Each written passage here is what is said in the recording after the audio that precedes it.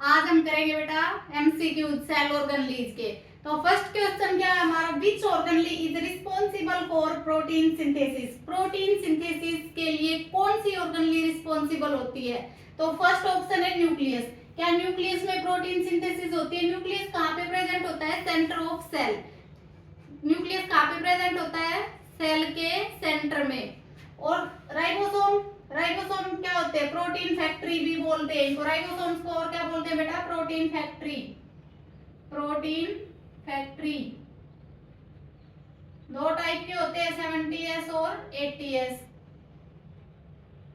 Eukaryotic में कौन से होते हैं? प्रोकैरियोटिक में कौन से होते हैं? प्रोकैरियोटिक में 70S राइबोसोम प्रेजेंट होते हैं और यूकैरियोटिक में हमारे 80S राइबोसोम प्रेजेंट होते हैं।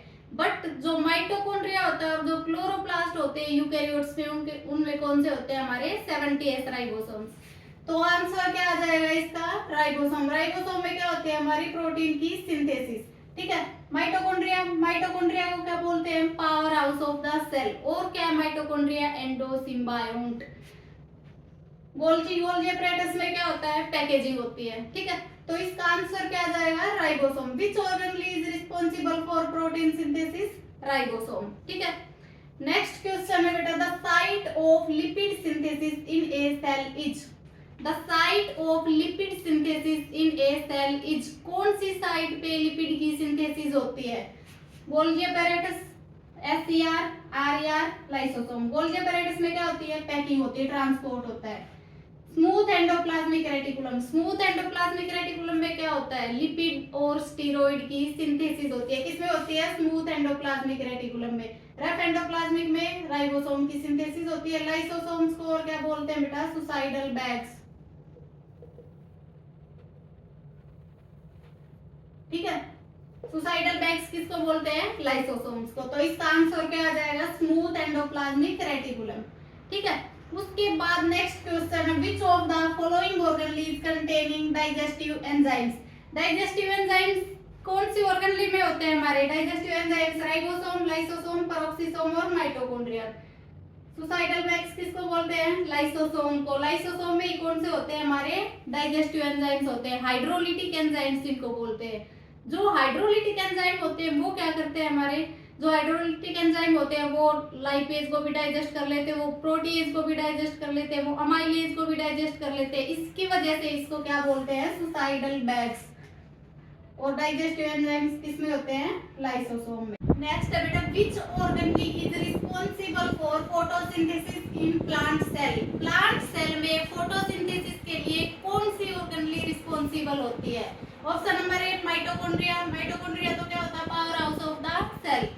B chloroplast. क्लोरोप्लास्ट क्या करता है? क्लोरोप्लास्ट क्लोरोफिल पिगमेंट होता है क्लोरोप्लास्ट के अंदर। वो क्या करता है? लीव्स को ग्रीन कलर देता है, जो कि फोटोसिंथेसिस में हेल्प करती है। तो ऑप्शन क्या आ जाएगा? इसका आंसर क्या हो जाएगा? क्लोरोप्लास्ट। गोल्गी एपैरेटस, लाइसोसोम बताया ही था अभी। उसके बाद है next, which organelle helps in cell division by forming spindle fibres.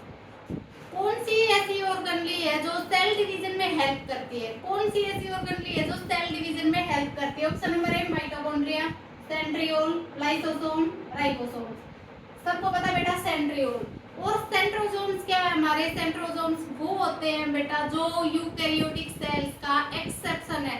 याद रखना है इसको, जो सेंट्रोसोम्स होते हैं वो यूकैरियोटिक सेल्स के एक्सेप्शन होते हैं। यूकैरियोटिक में क्या होते हैं हमारे? मेम्ब्रेन बाउंड ऑर्गेनली होती है। बट जो सेंट्रोसोम्स होते हैं उनमें हमारी मेम्ब्रेन बाउंड ऑर्गेनलीज नहीं होती है। ठीक है। और जो सेंट्रियोल्स होते हैं ये एनिमल सेल में प्रेजेंट होते हैं, प्लांट सेल में नहीं होते। प्लांट सेल में क्या होती है बेटा? सेल वॉल प्रेजेंट होती है। उसके बाद नेक्स्ट है, the organelle that plays a key role in detoxification of drugs in liver cell is the. Detoxification में कौन सी ऑर्गेनली हेल्प करती है? डिटॉक्सिफिकेशन में कौन सी ऑर्गेनली हेल्प करती है? RER, rough endoplasmic reticulum. Rough endoplasmic reticulum में किसकी सिंथेसिस होती है बेटा? प्रोटीन्स की। स्मूथ एंडोप्लाज्मिक रेटिकुलम जो होता है उसमें क्या होती है? डिटॉक्सिफिकेशन होती है। स्मूथ एंडोप्लाज्मिक रेटिकुलम में सिंथेसिस किसकी होती है? किसकी सिंथेसिस होती है स्मूथ एंडोप्लाज्मिक रेटिकुलम में? स्टेरॉइड्स की और लिपिड्स की। तो डिटॉक्सिफिकेशन में कौन सा हेल्प करता है हमारा? SCR। इसका आंसर क्या हो जाएगा? सेंट्रियोल। ठीक है। उसके बाद which organelle is responsible for cellular respiration, कौन सी ऑर्गनली होती है जो सेलुलर रेस्पिरेशन के लिए रिस्पॉन्सिबल होती है? Rough endoplasmic reticulum, smooth endoplasmic reticulum, mitochondria, chloroplast. कौन सी ऑर्गनली होती है जो सेलुलर रेस्पिरेशन के लिए रिस्पॉन्सिबल होती है? माइटोकॉन्ड्रिया। माइटोकॉन्ड्रिया और क्या करती है? माइटोकॉन्ड्रिया एनर्जी देती है हमें, एटीपी प्रोडक्शन होता है इसमें, इसको क्या बोलते हैं? Power house of the cell. ठीक है। और क्या होता है? जो माइटोकॉन्ड्रिया होता है, अगर ये आ जाएगी, कौन सी ऑर्गनली है जिसके पास अपना खुद का डीएनए होता है? तो माइटोकॉन्ड्रिया के पास अपना खुद का डीएनए होता है। ठीक है। उसके बाद नेक्स्ट क्वेश्चन है, which is non membrane bound organelle, इनमें से कौन सी नॉन मेम्ब्रेन बाउंड ऑर्गनली है? Nucleus, mitochondria, Golgi apparatus, ribosomes. तो न्यूक्लियस क्या है? सेल के सेंटर में प्रेजेंट होता है। माइटोकॉन्ड्रिया मेम्ब्रेन बाउंड ऑर्गनली होती है। गोल्गी apparatus भी मेम्ब्रेन बाउंड ऑर्गनली होती है। तो आंसर क्या आ जाएगा बेटा? राइबोसोम्स। ठीक है।